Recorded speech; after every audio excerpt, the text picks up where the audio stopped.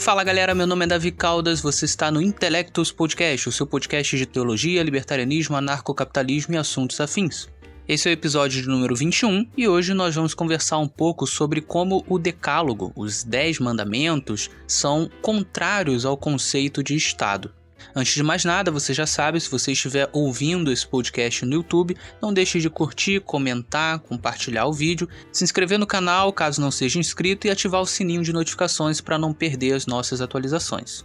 Se estiver ouvindo esse podcast em outra plataforma de vídeos ou de podcasts, também não deixe de divulgar este trabalho. Você também pode ajudar financeiramente esse podcast fazendo um pix para a chave davicaldasb, esse B é de Bezerra, @gmail.com. Dito isso, vamos começar o episódio. Para começar a falar sobre esse assunto, é importante contextualizar o que são os 10 mandamentos. Embora a maior parte das pessoas provavelmente sabe o que são os 10 mandamentos, não custa nós fazermos uma pequena contextualização.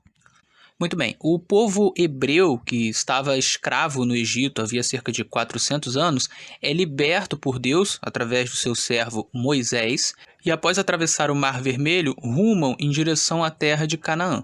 É nesse contexto de peregrinação no deserto até a terra de Canaã que nós temos, por exemplo, a instituição dos juízes, o que é relatado lá em Êxodo 18 e também no capítulo 1 de Deuteronômio. Sobre esse assunto, nós conversamos um pouquinho a respeito nos episódios 6 e 7 desse podcast. Pois é também nesse contexto de peregrinação no deserto, um pouco depois da instituição dos juízes, que Deus dá a Moisés toda a lei que regeria a nação de Israel, que era uma nação privada, como nós já vimos em outros episódios, e que estava sendo erguida a partir de uma série de contratos entre Deus, Yahvé, e o povo hebreu. Pois bem, essa lei que foi dada por Deus através de Moisés contém uma série de regulamentos, tanto de cunho civil, quanto de cunho penal, quanto de cunho religioso, higiênico e, claro, moral. Essas leis ou mandamentos não são categorizadas dessa maneira na Bíblia. Na verdade, elas são dadas por Deus sem nenhuma classificação, categorização ou diferenciação entre uma e outra. Ou, pelo menos, a maioria delas não tem uma diferenciação. Porque, na verdade, existe um pequeno grupo dentre essas 613 leis que é, sim, destacada das demais, de modo que, claramente, o texto bíblico as coloca como sendo o centro da lei e o principal conjunto de mandamentos dos hebreus. Eu estou falando, claro, dos chamados 10 mandamentos, ou decálogo, as 10 palavras. Para se ter ideia, enquanto os outros mandamentos foram escritos por Moisés a partir de inspiração divina, os 10 mandamentos foram escritos pelo dedo do próprio Deus. Isso está registrado em Êxodo capítulo 20 e também em Deuteronômio capítulo 5. Segundo a narrativa, Moisés sobe ao Monte Sinai com 2 tábuas de pedra e Deus, falando de uma maneira audível com Moisés, escreve nessas tábuas de pedra com seu próprio dedo os 10 mandamentos. O interessante é que, posteriormente, em um momento de raiva por conta da idolatria do povo, Moisés quebra as tábuas da lei. Então Deus ordena novamente que Moisés leve 2 tábuas de pedra para o monte para que, mais uma vez, Deus escreva as mesmas 10 palavras nas tábuas. Isso é relatado no capítulo 34 de Êxodo e também no capítulo 10 de Deuteronômio. Essas tábuas da lei, vale lembrar, ficavam guardadas na Arca da Aliança. E a Arca da Aliança, diga-se de passagem, ficava no santuário dos hebreus, mais especificamente no lugar santíssimo, um compartimento do santuário que o sumo sacerdote só entrava uma vez por ano e que representava o lugar da presença de Deus. Em suma, a Bíblia indica que os 10 mandamentos realmente eram muito importantes. E isso não apenas na primeira parte da Bíblia, o chamado Antigo Testamento, a Bíblia hebraica, mas também no Novo Testamento, já que partes do Decálogo são citados de uma maneira autoritativa por vários dos autores do Novo Testamento. E por que o Decálogo é tão importante na Bíblia? A resposta é que o Decálogo é composto por mandamentos que são de caráter geral, eles não são mandamentos apenas para os judeus. Eles são mandamentos para a humanidade. Eles expressam o que é a vontade de Deus para os homens. Feita essa pequena introdução, nós podemos agora passar para a estrutura do Decálogo. O Decálogo é dividido em 2 partes. A primeira diz respeito ao relacionamento do ser humano com Deus, e a segunda diz respeito ao relacionamento de cada ser humano com o próximo. A primeira parte é composta de 4 mandamentos e a segunda parte é composta de 6 mandamentos. Bom, agora que sabemos a estrutura do Decálogo, nós podemos começar a entender como que o Decálogo é contrário à ideia de Estado. E o que eu vou fazer aqui é muito simples. Eu vou analisar cada um dos 10 mandamentos e tecer algumas considerações sobre esse assunto. Por uma questão de didática, eu vou começar com os mandamentos que contrariam a ideia de Estado de uma maneira mais óbvia. Assim sendo, eu não vou seguir a ordem que está na Bíblia. Muito bem, podemos começar com o 8º mandamento, o não furtarás. Esse verso tão pequeno possui profundas implicações. Isso porque, se Deus diz não furte, isso implica que existe a propriedade privada de bens externos. Se não existisse a propriedade privada, não seria possível furtar, pois todas as coisas seriam de todo mundo, e se tudo é de todos, todos podem usar na hora que quiser, quando quiser, da forma que quiser. Mas se é possível furtar, então existe o que é do outro. Se existe o que é do outro, também existe o que é meu. Então existe a propriedade privada. Agora note, o que é o furto ou o roubo? É o ato de tirar de uma pessoa pacífica, isto é, uma pessoa que não está te agredindo, aquilo que é dela sem a sua permissão. Ou ainda, tirar o que é de outra pessoa por meio da força, ou da coerção, ou das ameaças. Pois isso é exatamente o que o Estado faz. O Estado retira de indivíduos pacíficos a sua propriedade sem que esses indivíduos queiram que isso aconteça, sem que eles permitam, utilizando sempre a força, a coerção, as ameaças. E note que não existe no Decálogo uma exceção a essa regra. O Decálogo não diz, não furte, exceto se você for o rei, exceto se você for um funcionário do rei, exceto se você for parte do governo. O mandamento diz apenas, não furte. E isso é muito significativo quando pensamos que na Bíblia como um todo, mas em especial na Torá, que são os 5 primeiros livros da Bíblia, o rei de Israel é o próprio Deus, é Yahvé. Não existe a figura de um rei humano em Israel, e os exemplos de reis que nós temos na Torá são geralmente exemplos negativos, como os faraós que oprimiram o povo hebreu. E quando, séculos depois, Israel pede um rei para o profeta Samuel, a resposta de Deus, como nós já vimos nos episódios 6 e 7, é muito pesarosa. Ele demonstra claramente que não queria que o povo fizesse aquele pedido e diz a Samuel que ele deveria contar ao povo o que é que um rei teria prerrogativa de fazer. E se nós pudermos resumir o que 1 Samuel 8 diz em termos de prerrogativa do rei, o resumo é: o rei poderá roubar o que é do povo. Então nós podemos concluir que o mandamento não furtarás leva à conclusão lógica de que o Estado não deveria existir. Uma estrutura válida de governo não pode ferir o 8º mandamento. E é exatamente por isso que, inicialmente, Deus não deu a Israel um Estado. Definitivamente, esse não era o ideal de Deus para o seu povo. Passemos agora para o 10º mandamento. Ele está no verso 17 de Êxodo 20 e diz assim: não cobiçarás a casa do teu próximo. Não cobiçarás a mulher do teu próximo, nem o seu servo, nem a sua serva, nem o seu boi, nem o seu jumento, nem coisa alguma que pertença ao teu próximo.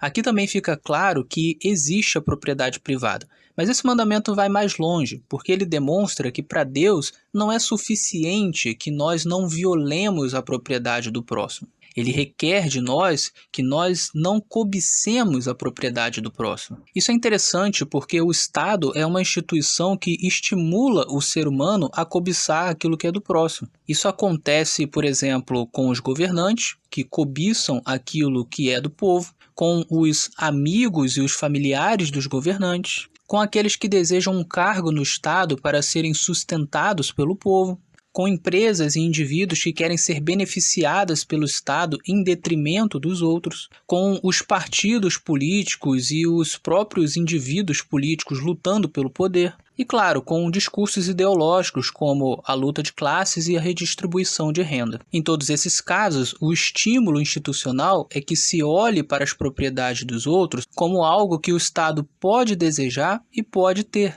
Assim sendo, também o 10º mandamento é contrário ao conceito de Estado. Passemos agora ao 6º mandamento: não matarás. Esse mandamento também pressupõe que existe a propriedade privada. Essa propriedade privada é pressuposta aqui em 2 níveis, um nível vertical e um nível horizontal. No nível horizontal, cada pessoa é proprietária de sua própria vida, ou seja, dona de seu próprio corpo. E por conseguinte, nenhuma pessoa é dona do corpo de outra pessoa.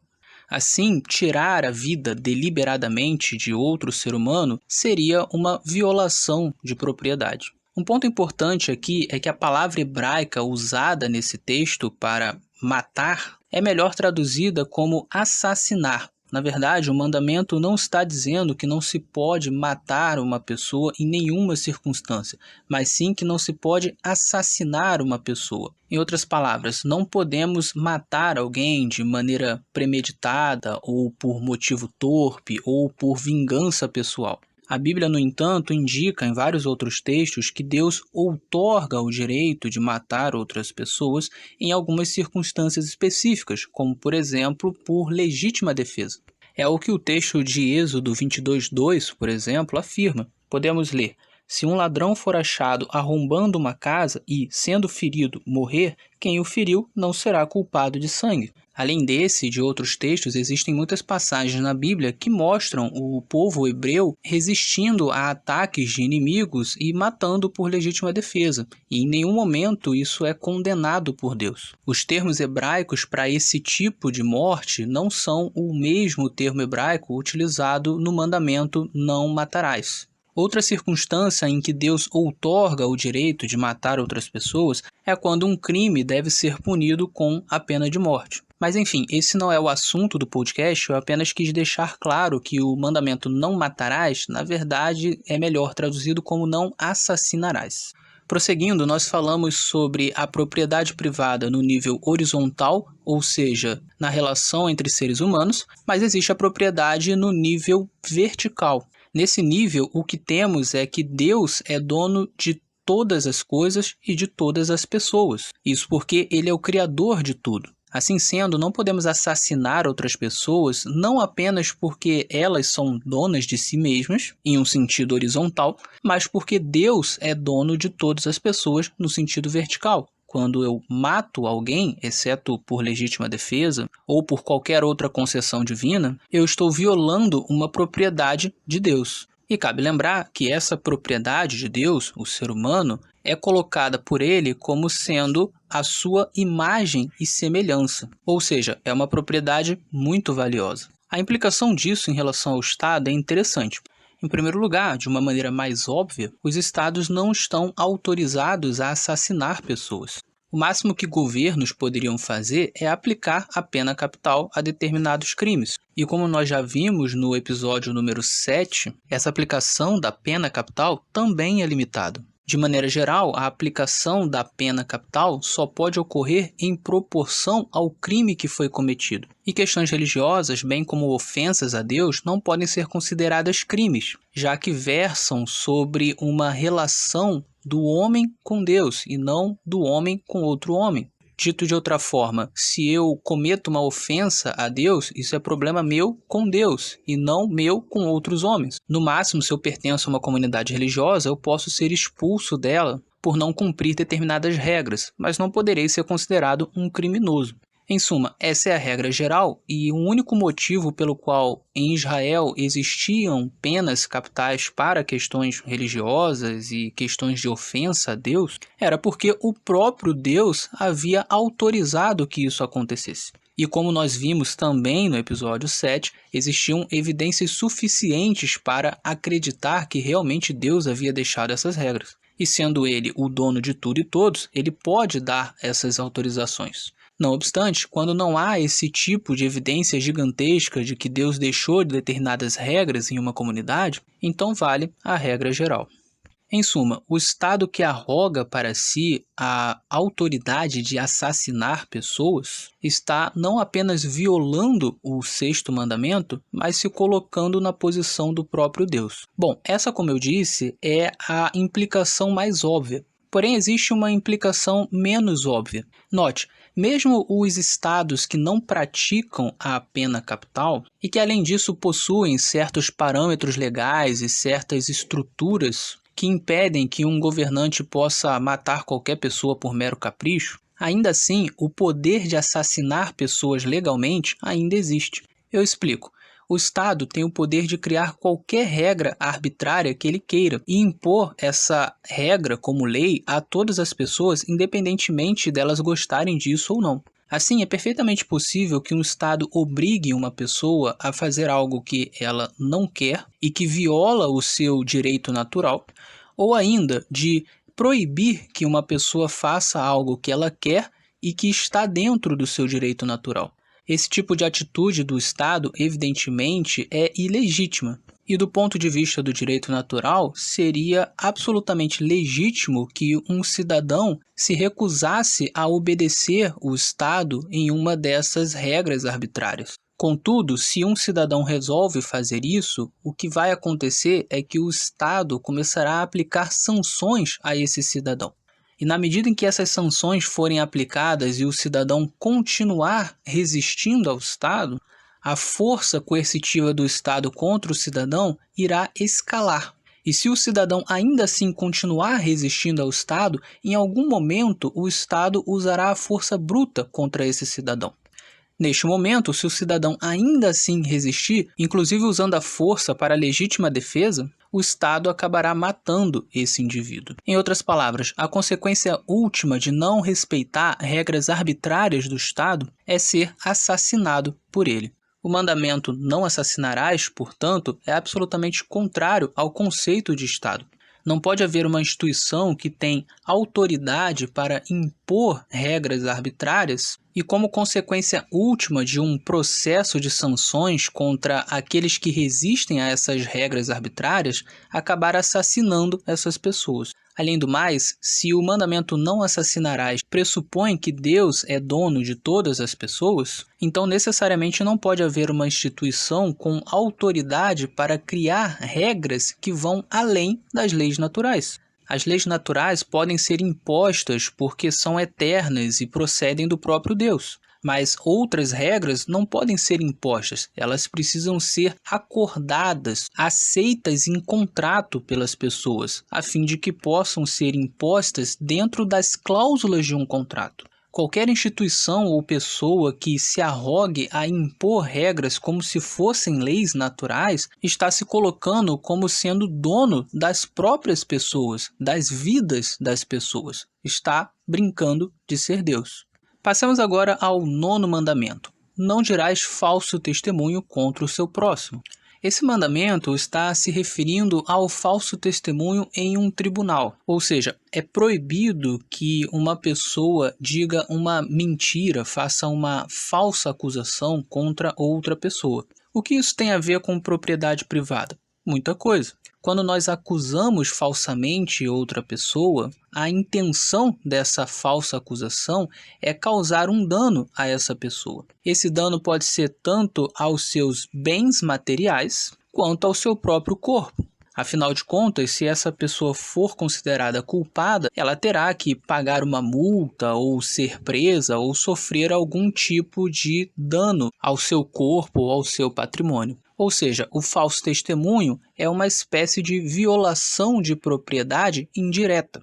Eu não violo a propriedade do outro com as minhas próprias mãos, com a minha própria força, mas eu a violo a partir das consequências de uma mentira. É por isso também que qualquer tipo de fraude é uma espécie de violação de propriedade também. Através de uma fraude, conseguimos causar algum dano à propriedade de uma pessoa ou à própria pessoa de maneira indireta, fazendo com que a pessoa acredite em uma mentira. Passemos agora ao 7º mandamento: não adulterarás. Esse mandamento também pressupõe um certo tipo de propriedade. Seria a propriedade do marido sobre sua esposa e da esposa sobre o seu marido. Essa relação de propriedade, logicamente, não é a mesma relação que nós temos com objetos. A propriedade aqui está no sentido de que existe um contrato entre duas pessoas que prevê determinadas regras exclusivas entre elas. Isso inclui o uso do corpo da outra pessoa. E claro, quando eu falo aqui do uso do corpo, eu não estou querendo dizer que isso pode e deve ser feito de qualquer maneira, de maneira grosseira, de maneira sem respeitar o outro. Na verdade, baseado no princípio do amor ao próximo, isso não pode ser feito. A relação sexual dentro de um casamento deve ser realizada de maneira respeitosa e amorosa. Mas o que quero dizer é que simplesmente o contrato matrimonial dá ao marido e à esposa o direito de ter determinadas relações físicas com o corpo do outro. E esse direito é exclusivo do casal, ele não se estende para fora do casamento. Portanto, em certo sentido, o marido pertence à esposa e a esposa pertence ao marido. Quando então se comete adultério, de certa forma se está cometendo uma violação de propriedade, ou ainda uma violação de contrato.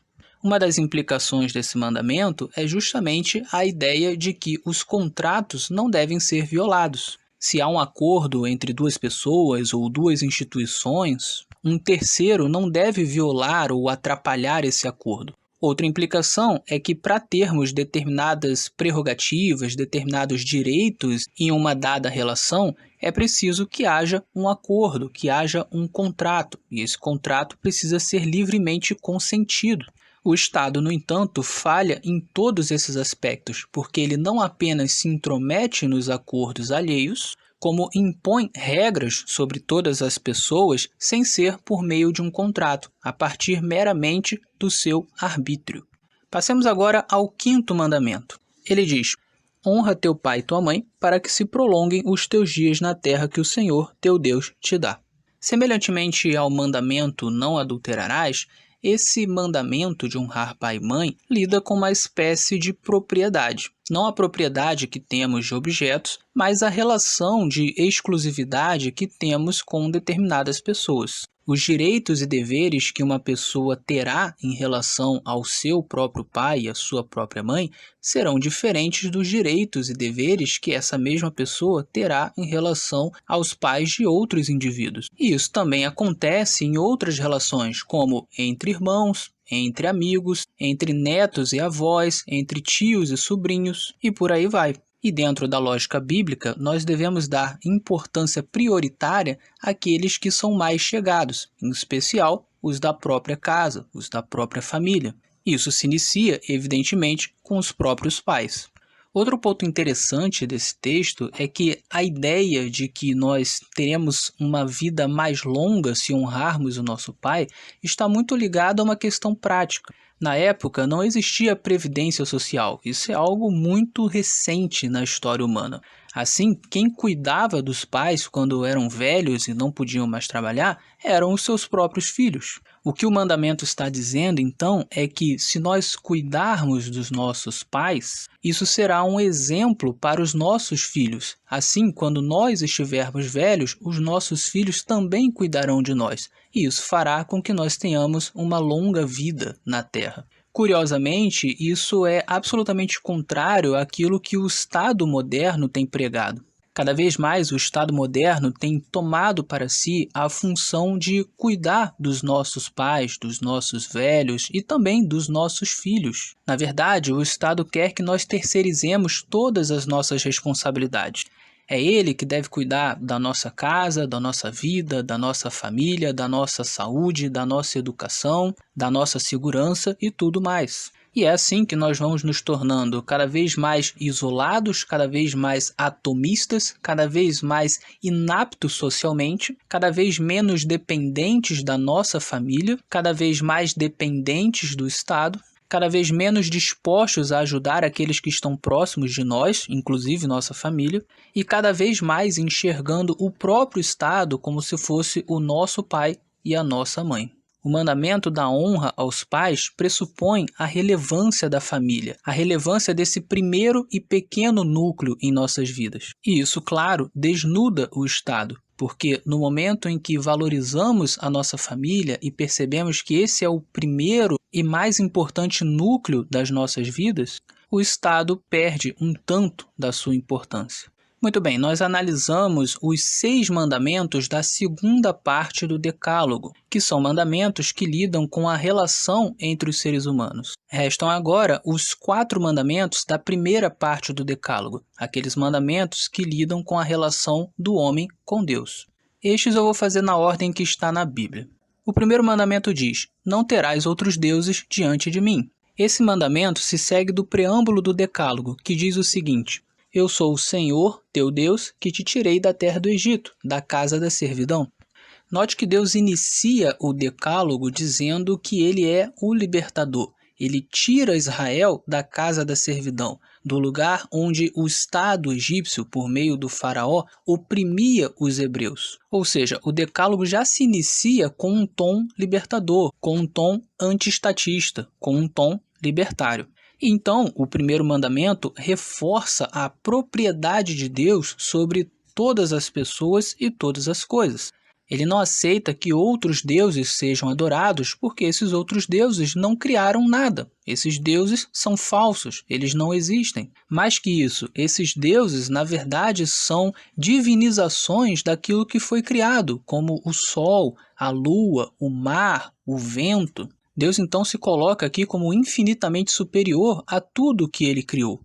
E é justamente por ser infinitamente diferente e por ter criado todas as coisas que ele tem o direito de exigir adoração exclusiva. De igual forma, justamente porque as criaturas são criaturas, elas não têm o direito de receber essa adoração.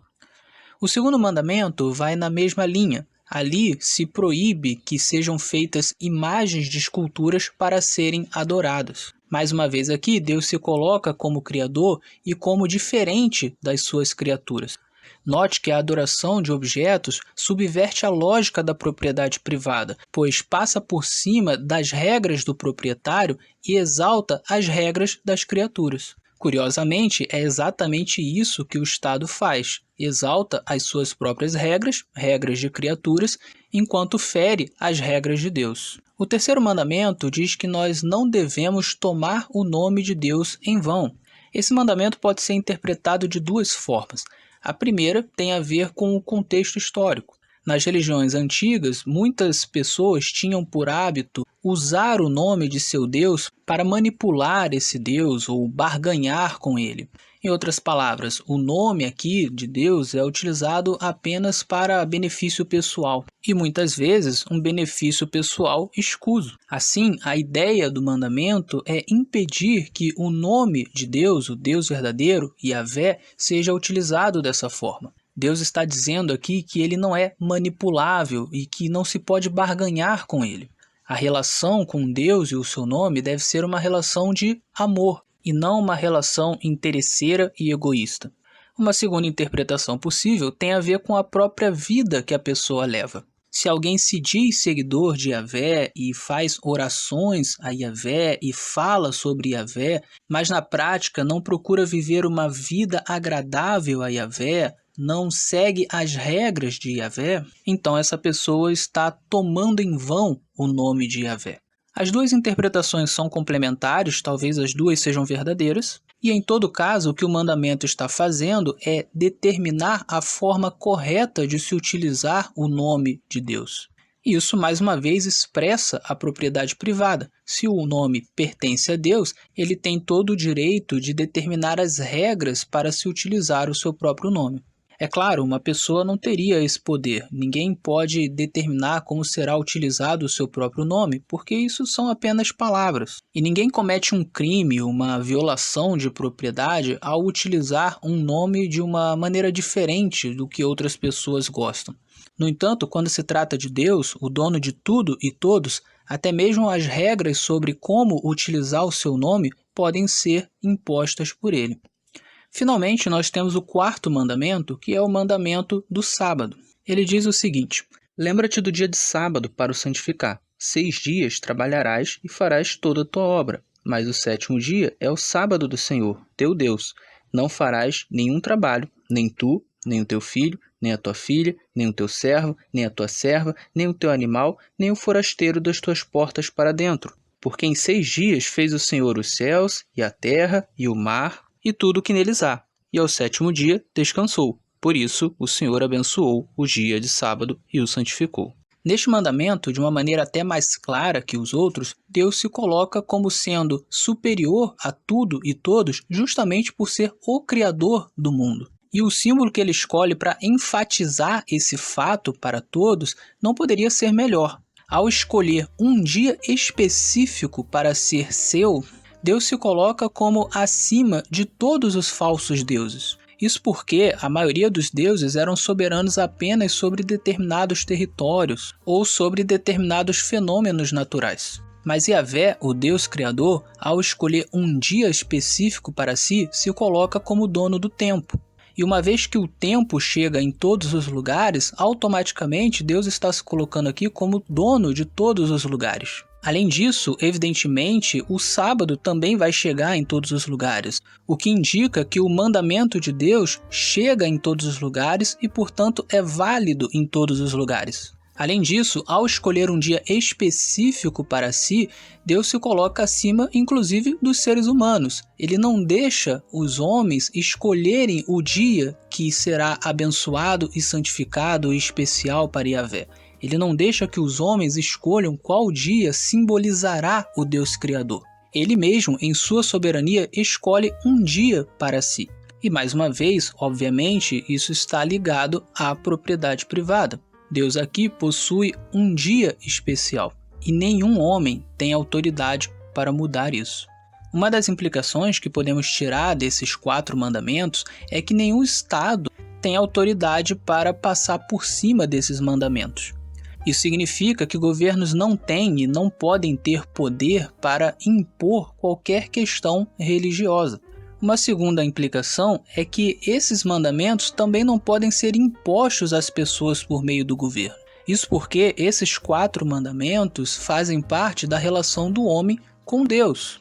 A não ser que Deus autorize em alguma situação que esses mandamentos sejam impostos, eles não podem ser impostos pelos homens. Isso seria o mesmo que tentar agir como Deus. É por isso, mais uma vez destacando, que Israel poderia punir as pessoas que descumprissem esses 4 mandamentos, mas qualquer outra sociedade ou nação não possui esse direito. Para que alguma sociedade possa clamar por esse direito, é necessário mostrar evidências muito fortes, muito sólidas, irrefutáveis de que realmente Deus está dando essa mensagem para a comunidade. No Antigo Testamento, isso foi feito com milagres do tipo abrir o Mar Vermelho.